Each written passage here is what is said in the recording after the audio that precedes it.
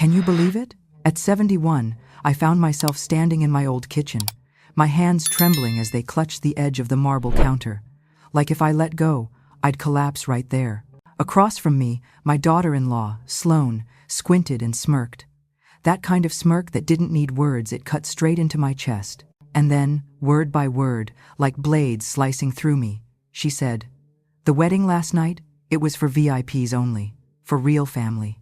And you? Your name wasn't on that list." For a moment I thought maybe I misheard. My hearing isn't what it used to be.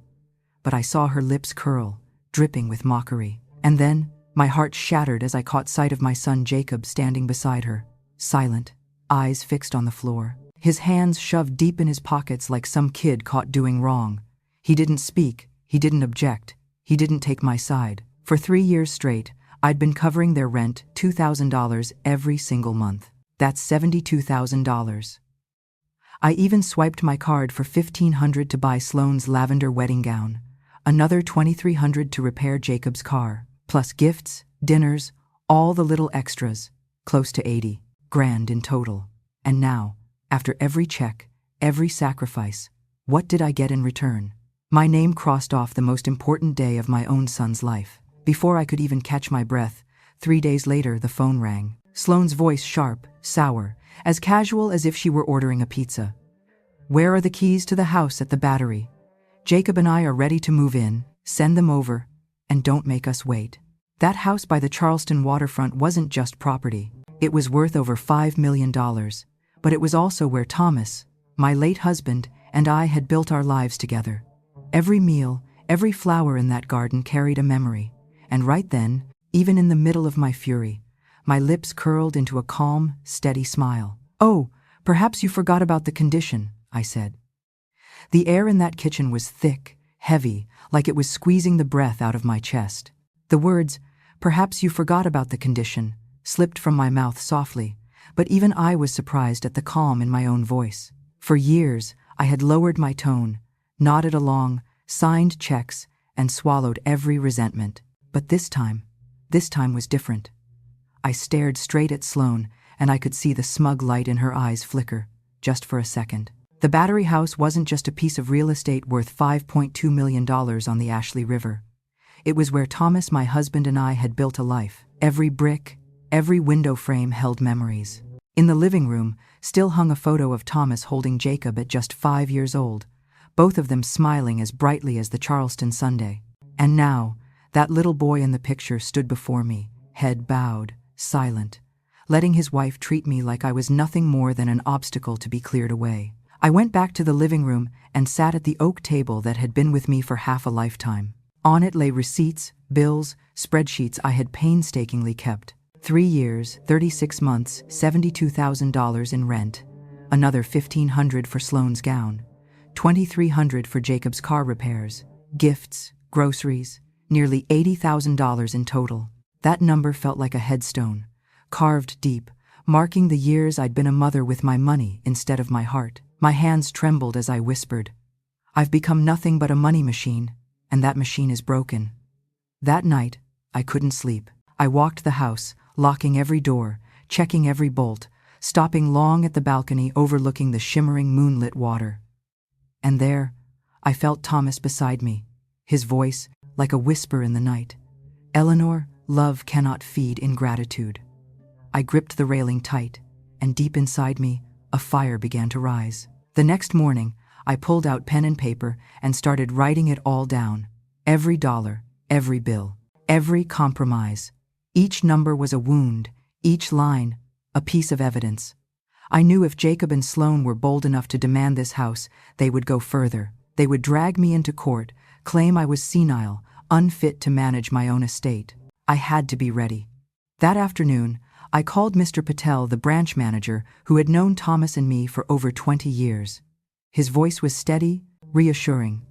"Eleanor, I'll help you pull every record. You'll have proof, undeniable proof, that no one can twist against you." I nodded, my eyes wet, but my chest a little lighter. Before I set the phone down, I made myself a promise. Not another dime, not another check. If they want to step into this house, they'll have to meet my condition. The house fell quiet then. The waves crashed faintly in the distance, The wind hissed through the windows, almost as if the place itself approved of my decision. I knew the real storm was only beginning, but for the first time in years, I wasn't trembling anymore. I was ready to face it. 3 days later, I was sitting at the dining table, jotting a few more details into my expense ledger when I heard the crunch of tires on gravel outside. I froze. Through the slit of the curtain, I saw Jacob's black car. The door swung open. Sloane stepped out first, oversized sunglasses covering half her face, lips curled in a smug smile. Jacob trailed behind, shoulders stiff, eyes refusing to meet mine. They didn't knock. They walked straight in, as if this house had already belonged to them all along. I stepped forward, forcing my voice to stay calm. "What are you doing here?" Sloane's voice dripped with honey, though her tone was laced with arrogance. "We just thought we'd start moving a few things in. This house is far too big for you. Better to hand over the keys now." I locked eyes with her, and in that gaze I saw no family. Only greed, only disdain. Slowly, I replied, "The keys will not leave my hand unless you meet the condition." The air grew heavy. Jacob winced, stepping forward as if to smooth things over. "Mom, don't make this harder. We just want to help. From now on, Sloane and I will take care of things." I cut him off, my voice sharp as ice. "Help? For 3 years I paid your rent every single month. I bought your groceries, your gifts, even that sparkling wedding dress. And in return, I was erased from my own son's wedding. That's what you call help?" Jacob's mouth snapped shut. Sloane smirked, shrugged. "Call it help, call it duty, whatever you want. The truth is, Jacob is your son. This house will be his eventually. Why wait?" I drew in a deep breath, steadying the tremor in my hands. Then I said each word with steel in my voice. "An inheritance only comes after death, and I'm still very much alive." The room froze. Jacob's eyes turned red, lips trembling as if he wanted to speak, but instead, he dropped his head. Sloane's grip tightened on her purse, her face flushed with rage. She hissed, "You'll regret this. One day, you'll be all alone in this house with no one to care for you, and you'll wish you had given in." I stepped closer, never breaking eye contact. "I'd rather be alone than be used. Remember that." The silence hung thick for several seconds before Sloane spun on her heels striking the stone floor, dragging Jacob out the door. Their car roared off, leaving only the sound of distant waves in the air. I stood there for a long time, my chest heavy with exhaustion, and strangely, with relief. But I knew this wasn't the end. With someone like Sloane, today's defeat was only the staging ground for something bigger, and Jacob, my weak, pliable son, would be dragged along again. That night, as I locked every door, I could feel it deep in my bones.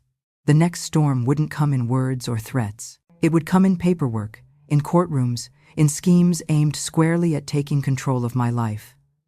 1 week after that confrontation, an envelope arrived thick, sent by a courier. A law firm's logo I'd never seen before was printed on the front. My hands shook as I opened it, and my eyes landed on the bolded headline, "Petition for Guardianship of Eleanor Pierce." My heart sank. I read every line. Jacob and Sloane were the petitioners, asking the court to give them control of my assets, my bank accounts, even this house claiming I was no longer capable of managing my affairs, easily manipulated, and in need of protection. I sat frozen, the paper trembling in my hands. Protection? No. This was how they planned to strip everything from me while I was still alive and clear-headed.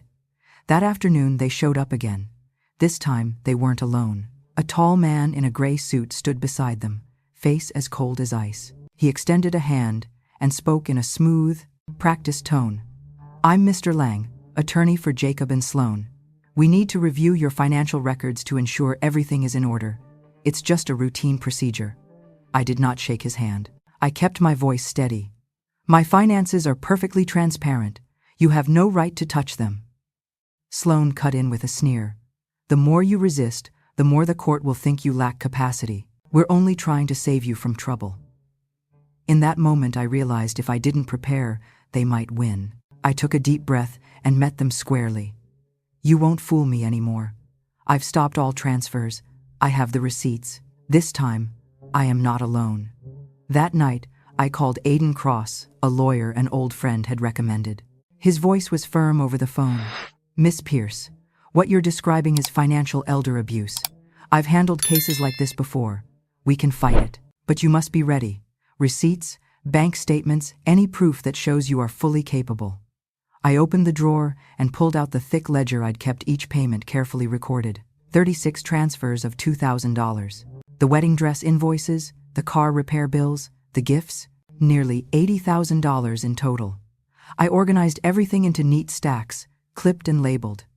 These weren't just papers. They were the truth, undeniable proof that I knew what I was doing. As night fell, the battery was quiet. I sat alone on the balcony, watching the moon glitter across the water. The fear was still there, but beneath it another kind of strength began to grow. If they wanted to take me to court, I would go. If they wanted to steal my dignity and my freedom, I would defend them with everything I had, I whispered, as if speaking to Thomas, my late husband. They think I'm weak, but this time they'll see. The money machine is broken, and I will never turn it back on. The day of the hearing came faster than I expected. That morning, Charleston lay beneath a blanket of gray clouds, as if the sky itself knew a storm was about to break. I wore a simple navy dress, layered with the light coat Thomas once said made me look stronger. My heart pounded, but with each step toward the courthouse, I knew I wasn't walking in alone. Attorney Aiden Cross was at my side, his eyes sharp, brimming with confidence. The courtroom was packed. I spotted a few neighbors, even some familiar faces from the garden club, all sitting silently, holding their breath.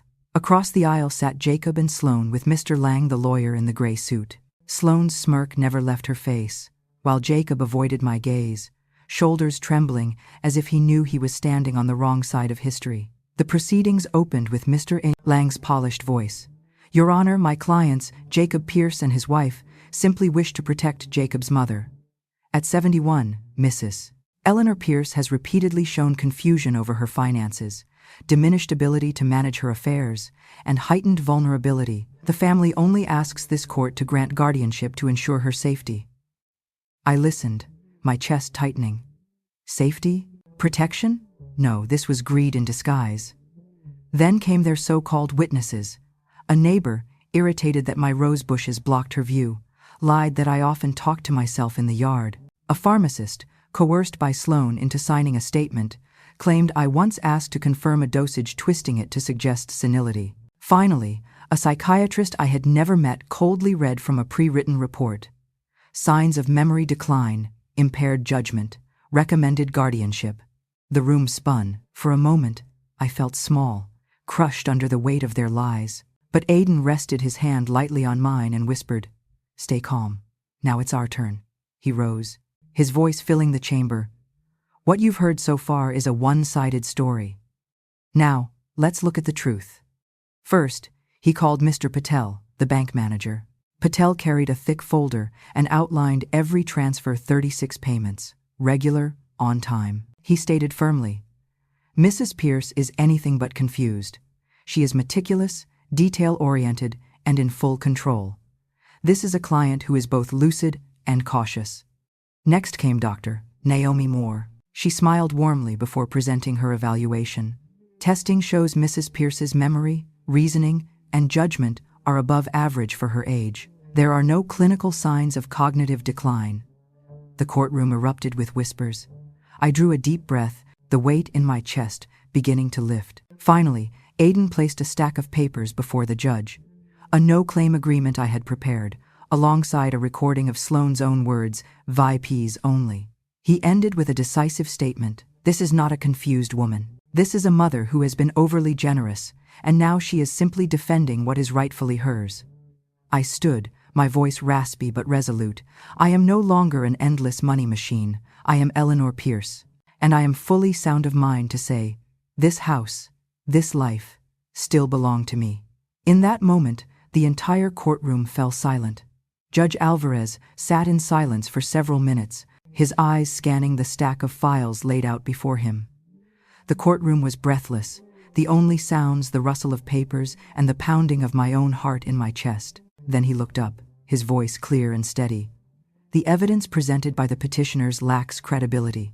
Some witnesses have even retracted their statements. By contrast, the defense has provided bank records, medical evaluations, and undeniable audio proof. Mrs. Eleanor Pierce is fully capable of managing her finances and her life. The petition for guardianship is hereby dismissed." The crack of the gavel echoed like a bell of deliverance. I closed my eyes as tears welled not of sorrow, but of relief. For the first time in years, I felt truly protected.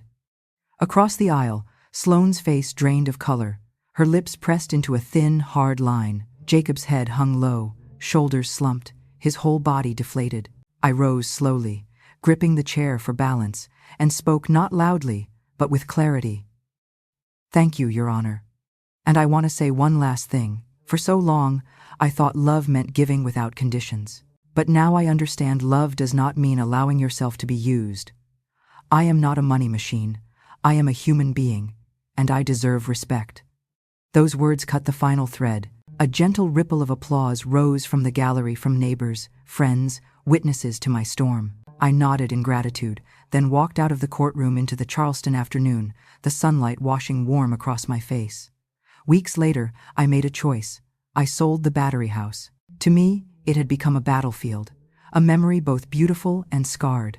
It sold for its full value, over $5 million. Part of the money I placed into a fund to support seniors facing financial abuse. The rest, I used to start over in a bright apartment by the ocean, a place to begin again. I joined the garden club more often, finding friendship among women who had survived their own heartbreaks. We shared stories, tears, laughter. Together we reminded one another. It's time to plant boundaries, like rose bushes with thorns, to protect ourselves. And Jacob, one day he came, quietly asking for forgiveness, eyes shining with regret. I couldn't forgive him right away, but I knew at least he was beginning to face the weight of his choices. The road to reconciliation would be long, but this time, I would not sacrifice my dignity for the sake of family ties. And to you, the one hearing my story, I want to leave this message. Never let anyone turn you into an endless money machine. Love must walk hand in hand with respect. Learn to set conditions. Learn to say enough when enough has come, because only then will you know what it means to be truly loved. If this story touched you, share your thoughts in the comments.